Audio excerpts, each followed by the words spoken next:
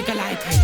जब मैं बस में जा रहा था, मेरे पास में एक सुंदर लड़की भी खड़ी थी। सामने कुछ लड़की लौंडे खड़े थे और उन लौंडों की नजरें मेरी छाती पे थी।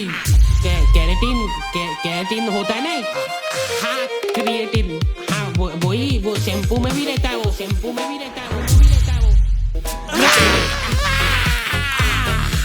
हाउ टू मेक बॉडी, नहीं, hulk type body at home without any workout.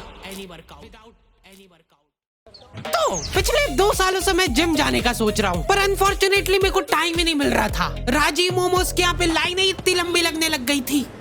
मैं घर से निकलता तो जिम जाने के लिए था, पर राजीव ने जिम के जस्ट सामने दुकान खोल ली थी। अब राजीव की दुकान पे लाइनें लगती हैं और वो लंबी लाइन जाके खत्म हो रही होती है जिम के गेट पे। जिम से आते हुए तुम अपने आप उस लाइन में लगे हो। बेचारे हल्क जैसे लौंडे 5-5 घंटे कसरत करने के बाद पनीर मोमोज खा रहे हैं। पनीर है इसमें, ये देखो,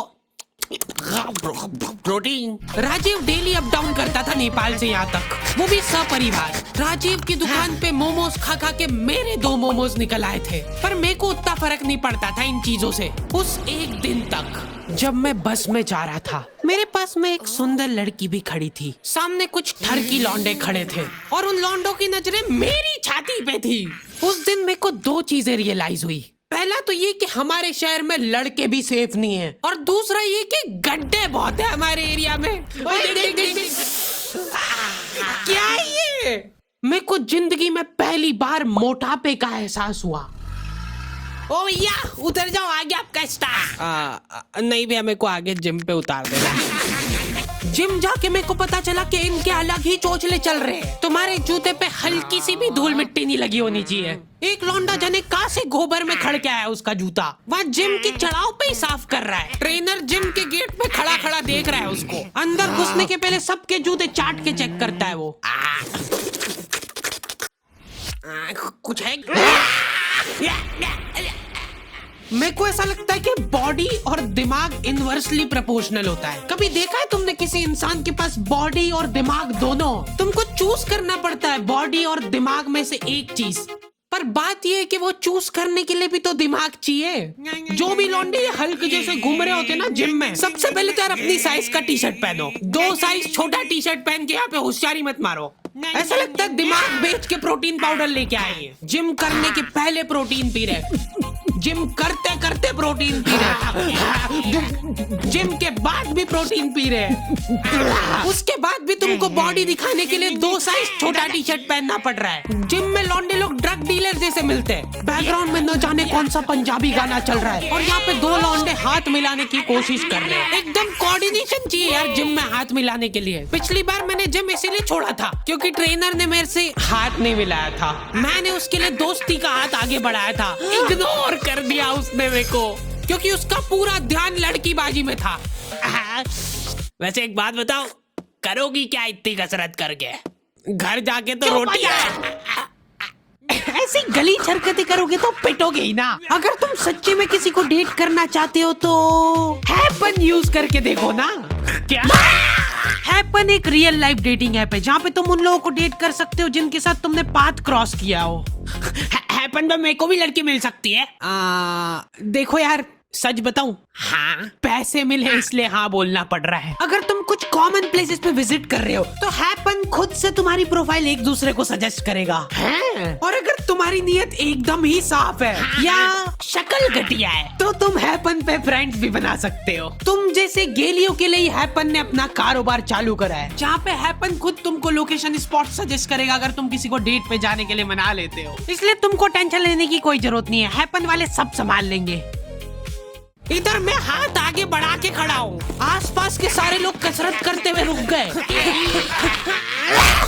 मेरे ऊपर प्रेशर बन गया कि भाई अब तो हाथ मिलाना ही पड़ेगा।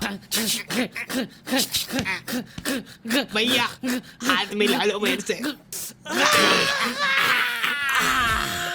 पैसे अभी दे रहे हो के खाते में लिखो। हमारा ट्रेनर खुद जिम में ड्रग बेचता था। नहीं उठ रहा ना, नहीं उठ रहा ना, नहीं उठेगा, ऐसा नहीं उठेगा। अब उठाओ। एक मोटा आदमी डेली 10 मिनट ट्रेडमिल चला के हाथों हाथ वजन चेक करता है, उसके बाद 5 मिनट साइकिल चलाएगा, फिर वजन चेक करेगा।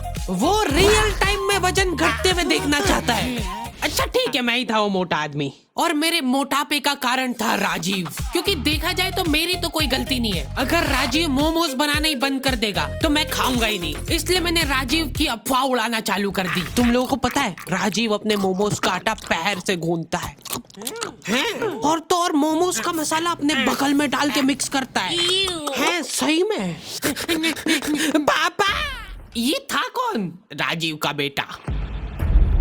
रातों रात अपने बोरिया बिस्तर बांध के वो नेपाल भाग गया।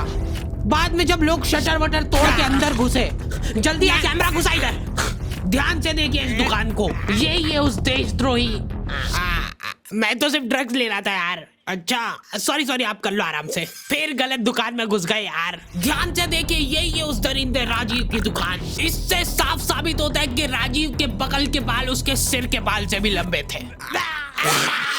राजीव के जाने के बाद मैंने मोमोज छोड़ दिए थे, साथ ही में मेरे को जिम भी छोड़ना पड़ा क्योंकि फीस मांग ली थी यार उनने। ये क्या बात हुई यार, मेहनत हम लोग करे, पसीना हम बहाए और फिर फीस तुमको दे दे।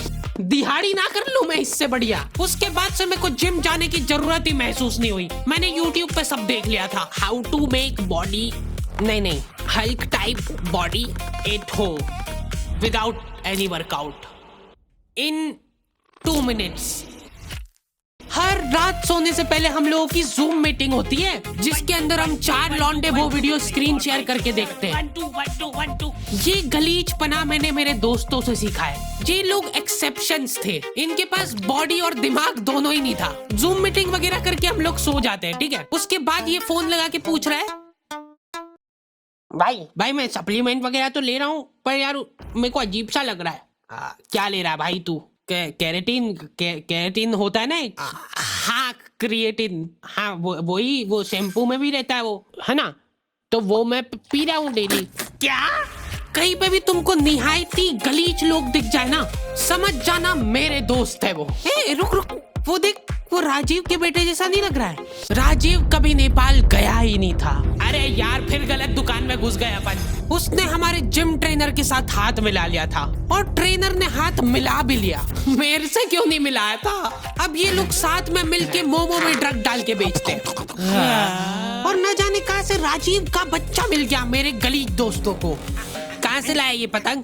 भैया वो मैं ला, इधर दिखा, दे दो ना मेरी पतंग, कहीं दे दो। देख भाई, अब अपने पास 2 ऑप्शन है, या तो अपन इससे पतंग छीन ले या फिर इसकी पतंग तोड़ दे। नहीं। क्या कहता है?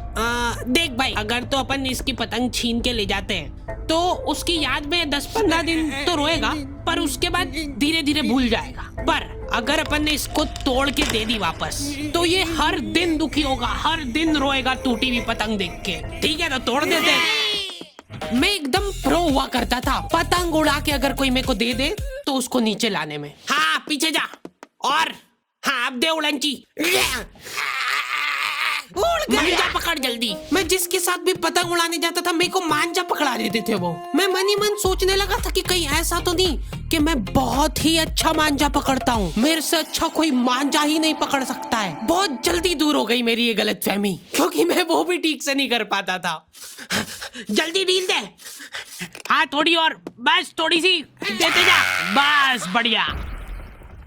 लेकिन मेरे को कभी खुद में कमी महसूस नहीं हुई। मेरे को लगता था पतंग में ही दिक्कत है। क्या लगता है कागज वाली अच्छी के पन्नी? कागज हल्का होता है कि पन्नी? घनघोर डिस्कशन के बाद सब्जी वाले से जो लड़ के पन्नी ली थी मम्मी ने, वो पन्नी पे गट्टी का धागा बांध के उसकी पतंग बना के उड़ाता था मैं अपने स्ट्रगल के दिनों में, क्योंकि मम्मी को नफरत हो गई थी पतंग से। उन्होंने न जाने कौन सी न्यूज में देख लिया था कि ये मांझे के धागे से लोग कट कट के मर रहे हवा में। महामारी हो गई पूरे शहर में। आतंकवादियों ने बम बनाना अब छोड़ दिया है। मांझे से कश्मीर काट के ले जाएंगे वो लोग।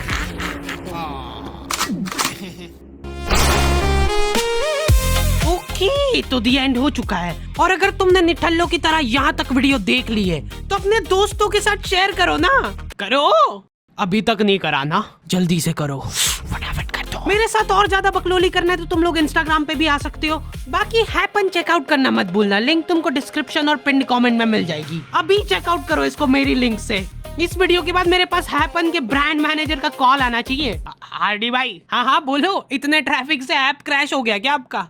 एक भी कन्वर्जन नहीं आया है तुम्हारी बच्चा ऑडियंस में से।